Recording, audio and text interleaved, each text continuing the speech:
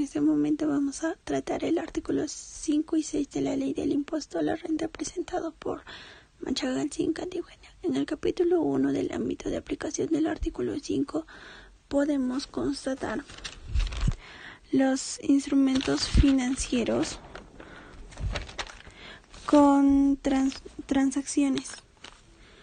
El artículo 5 nos dice: para efectos de esta ley se entiende por enajenación la venta, permuta, cesión definitiva o expropiación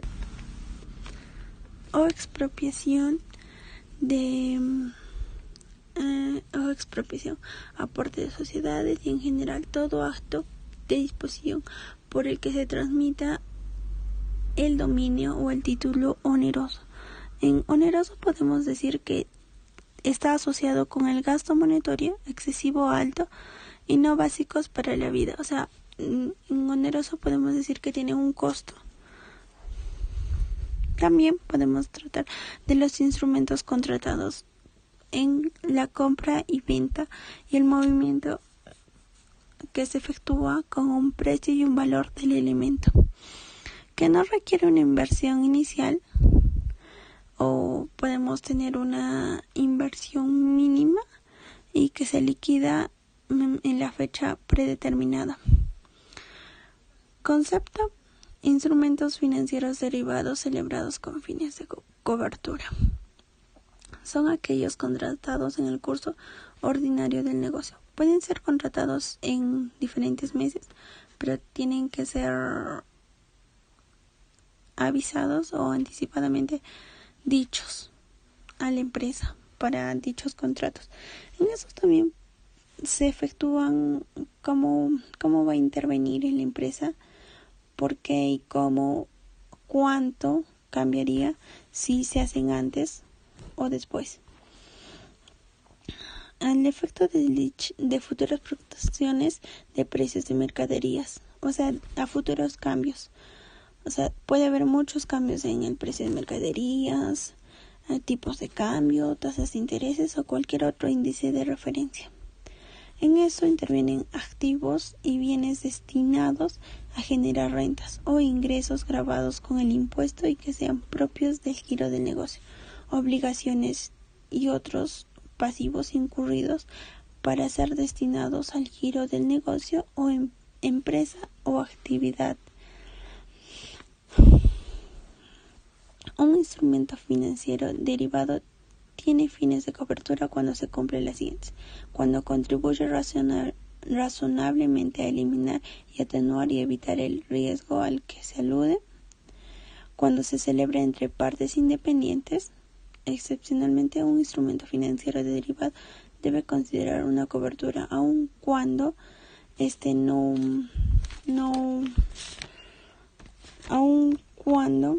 no puede ser identificado. El instrumento financiero derivado debe cubrir el riesgo durante el periodo en que se verifica.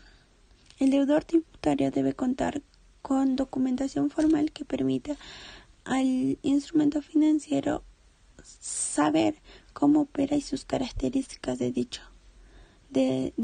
El contratante del instrumento financiero derivado al que deberá coincidir con la empresa, persona o entidad que busca la cobertura, los activos, bienes y obligaciones específicos que residen en la cobertura, detallando la cantidad, montos, plazos, precios y demás características a ser cubiertas, el riesgo que se busca eliminar, la forma en que el contratante medirá la eficacia del instrumento financiero derivado celebrado para compensar la exposición de riesgos de las partidas que cubren, los sujetos del impuesto, así como las personas y entidades inafectas y exoneradas del impuesto con fines de cobertura deberán comunicar a la SUNAT tal hecho en forma y condición.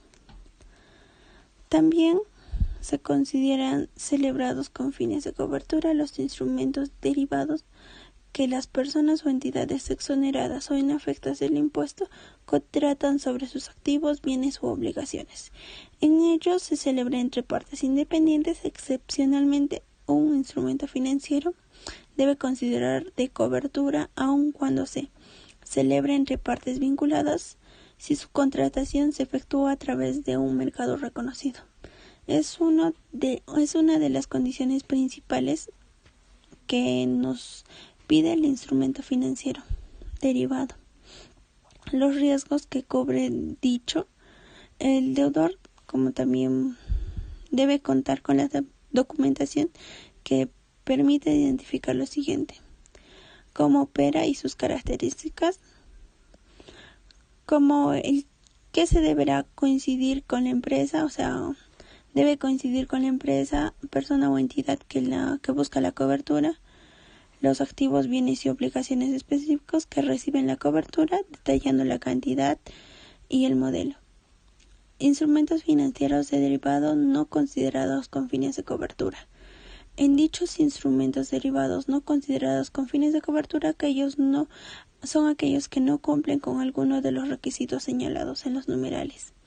Asimismo, se consideran que un instrumento financiero no cumple los requisitos para ser considerado con fines de cobertura cuando ha sido celebrado fuera de mercados reconocidos, haya celebrado con sujetos residentes o establecimientos permanentes situados o establecimientos en países o territorios de baja o nula imposición. Instrumentos financieros derivados celebrados por empresas del sistema financiero. En ello podemos encontrar que el principal sería el sistema financiero, y los instrumentos financieros son con fines de intermediación por las empresas del sistema financiero, reguladas por la ley del sistema financiero y sistema de seguros y orgánica de la Superintendencia de Banca y Seguros. En ellos se rigen las disposiciones específicas dictadas por la Superintendencia de Banca y Seguros respecto a los siguientes aspectos: calificación de la cobertura y de no cobertura, reconocimiento de los ingresos y pérdidas que están con la calificación de la cobertura y de no cobertura. Dichas disposiciones pueden aclararnos cómo y cuándo debemos acudir a los instrumentos financieros mediante el sistema financiero, o sea, mediante bancos, mediante búsqueda de bancos y cómo interactúan ellos en él. El artículo 6 están sujetas al impuesto la totalidad de las rentas gravadas que obtengan los contribuyentes que conformen las disposiciones de esta ley se consideran domiciliados en el país. Tienen que ser estrictamente deben ser considerados domiciliados en el país sin tener en cuenta la nacionalidad de las personas. Las personas domiciliadas en el país son las personas que contengan o que tengan la nacionalidad peruana, personas extranjeras que residan como mínimo 2 años o más y tienen que tener como en forma continua, o sea, pueden tener una ausencia de máximo 90 días en calendarios por cada ejercicio o por cada año. Personas que desempeñan en el extranjero funciones de representación al sector público nacional, personas jurídicas constituidas en el país, sucursales, agencias y otros permanentes en el país. También consideramos las sucesiones